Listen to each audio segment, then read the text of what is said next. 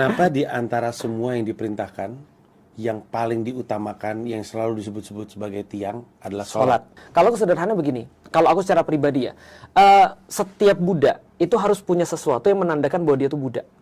Dan bahwasanya Allah itu adalah majikan. Jadi contoh ya, kalau Mas hire seorang karyawan, maka dia hanya menjadi karyawan Mas kalau Mas kasih tugas kepada dia. Tapi kalau Mas cuma hire dia, terus kemudian dia masuk ke kantor, Mas nggak pernah nyuruh dia nih, maka dia bukan karyawan. Karena dia tidak berkarya. Berarti dia menjadi seorang budak kalau disuruh-suruh sama majikannya. Sesederhana itu sih. Maka koneksi itu tercipta ketika kita disuruh-suruh. Nah, pertanyaannya adalah, sholat ini kan muncul setelah kita punya koneksi bahwa kita adalah seorang hamba. Nah, kalau ada orang yang sudah benar-benar tahu tuannya siapa, dan bahwa dia adalah seorang hamba, maka dua yang tadi sudah terpenuhi itu. Maka berikutnya baru disuruh sholat. Karena setiap hamba memerlukan sebuah validasi bahwasanya dia seorang hamba.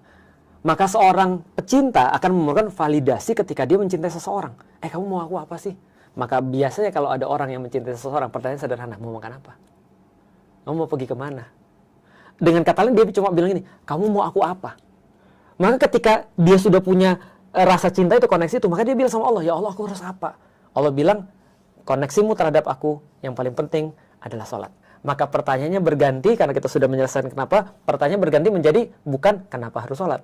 Tapi pertanyaan adalah, bagaimana cara sholat yang menyenangkan engkau ya Allah? Nah, itu jadi pertanyaan berganti itu, karena udah selesai kenapanya di sini.